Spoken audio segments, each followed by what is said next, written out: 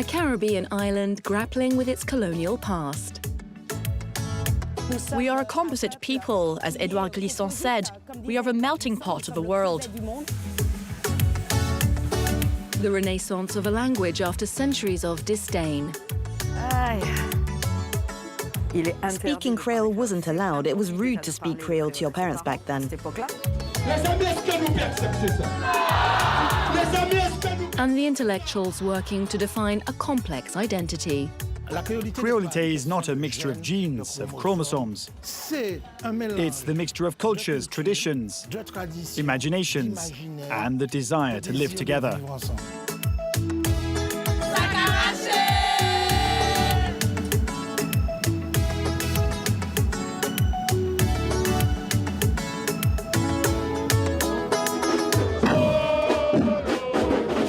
Every year in Martinique, carnival crowds take over the streets.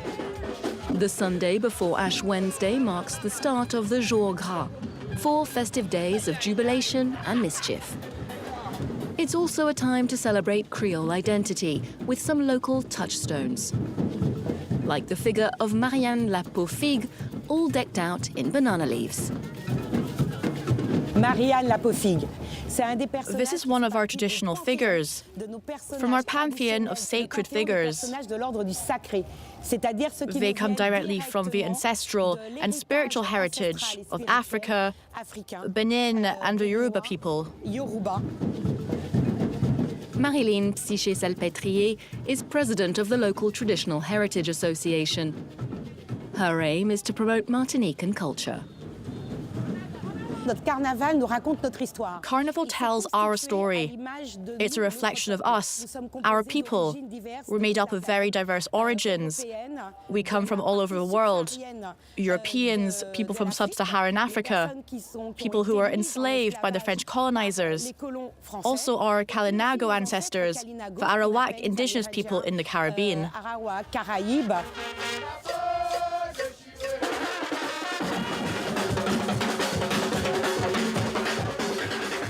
A very diverse population concentrated in one of France's smallest departments, located more than 4,000 miles from Paris. Over the course of the 20th century, many intellectuals have explored the question of identity in the overseas territories. First, we had Aimé Césaire, who defined our identity as Négritude in the 1930s. Then in the 60s, there was Edouard Glissant, who saw it as a Caribbean identity belonging to the traditions of the Lesser Antilles. And then in the late 1980s, our generation wanted to take globalization into account. Today, this phenomenon means that all cultures live together. Yes, but we've already been living here with many different world cultures for 3 centuries. So we wrote this book in praise of Creolité, which can be summed up by saying it's not about universality but diversality. That is, the acceptance of all the world's diversity, and then that can be defined as the idea of a multiple identity. In other words, not being locked into a single identity, I'm black, I'm white, I'm Asian, I'm Indian, but sharing these identities among ourselves, while of course having one main identity. En ayant bien sûr une identité principale, mais en partageant les autres identités. In Martinique, you'll hear both French and Creole. Ça fait beaucoup moins. Eh bien, mon Dieu. Ça a marché pendant Carnival là. Ça faut marcher. Oui, nous là. Je dis mon café bon soupe. Oui, mon café ça toute la semaine. Et soupe pied, c'est ça moi. Ah, les pieds belles. The Creole language emerged during the centuries of European colonization. A spoken language long associated with slavery, for years it was held in disdain and even banned in the classroom. Martinican singer Jocelyne Berroir casts her mind back to her childhood. Let's just say that we were a middle-class family where you had to succeed, do well at school and get a good job. It was the post-slavery period. My mother's grandfather was a slave. It was rude to speak Creole to your parents in those days, in that part of society. They believed that speaking French was the key to a better life.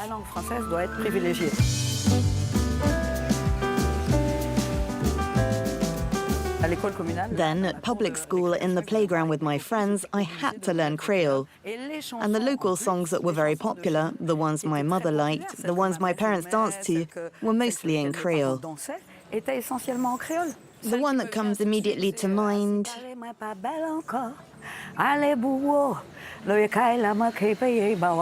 She says she'll pay her rent on her own and take care of the child, but he can go. An excellent student, Jocelyne went to Paris to study at the National Art School. But her love of music soon caught up with her, and her voice was noticed by the group Cassav, which means manioc in Creole.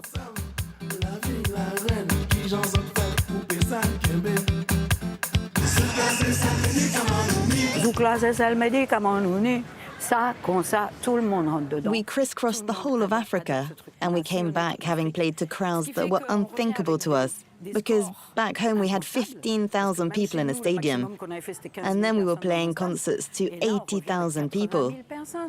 Personally, I have a lot of African friends who learned Creole expressions from the songs they loved, and then they sang them because they liked them.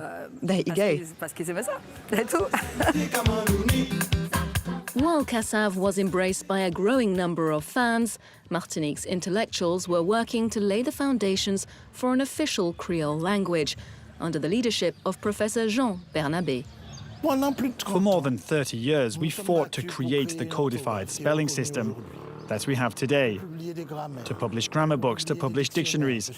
I authored the first Martinican Creole dictionary, but we also fought for the introduction of Creole in schools.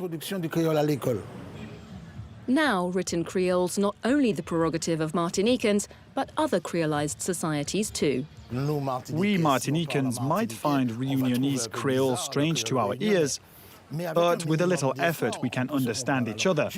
So we tried to create a written language that would forge a link between all these territories.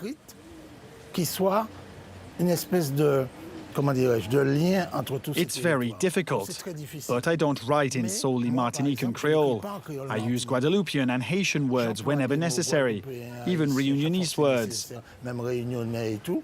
I call it written Creole, which is different from spoken Creole. Meanwhile, the Red Devils are out in force for Mardi Gras, a public holiday in Martinique. These mythological figures exorcise evil spirits and chase away people's fears. It's a high-stakes celebration, and the pressure's on to present the most artistic and impressive parade. Each group has its own theme. Our theme is Dia de los Muertos, so that's red and black with a Hispanic twist. It's in the spirit of the tradition, since it's really the Day of the Red Devils. But we've put our own spin on it today, with a different touch.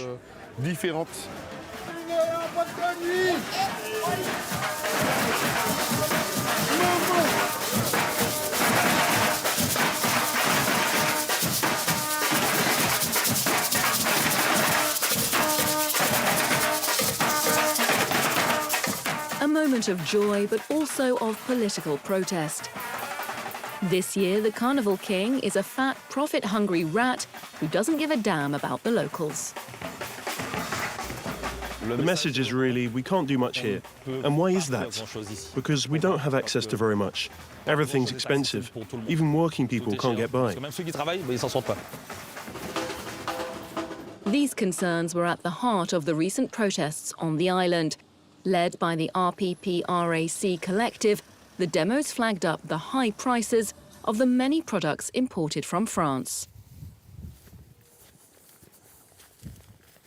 One of the leaders of that movement is a young farmer who's critical of the lack of support for local production, at a time when large supermarket chains are seeing their profits grow. Tensions have been at a boiling point for years because we buy everything at 4, 5, 10 times its price. Even the tourists who come here say, how do you manage living here when things are so expensive?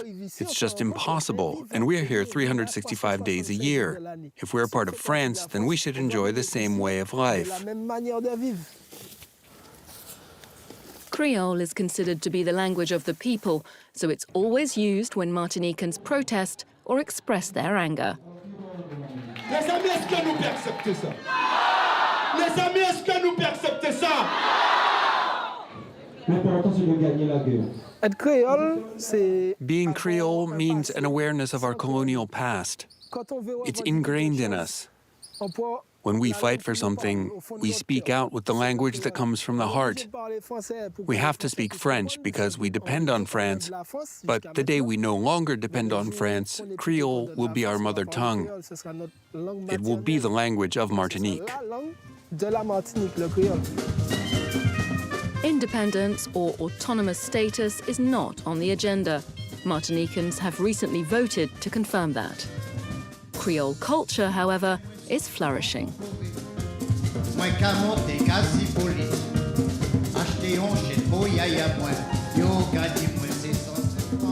En créole, on dit In Creole, we say, sleep takes me. In fact, you haven't taken a nap. You can't take the sleep. You've just fallen asleep because sleep has come to get you, and it has taken you with it. That's the Creole language. You have to understand the poetry, all the little detours the language takes. And that's what's fun for me when I write lyrics for Kassav. It allows me to go beyond an ordinary sentence. And I want to keep defending the poetry of this language. As for the concept of Creolité, it feels more urgent than ever as nationalism gains ground all over the world. Creolité is not a mixture of genes, of chromosomes, although yes, we are mixed race as the result of centuries of history here. But it is above all a mixture of cultures, traditions, imaginations, and the desire to live together. And that's its strength. In fact, Creolité is the opposite of apartheid.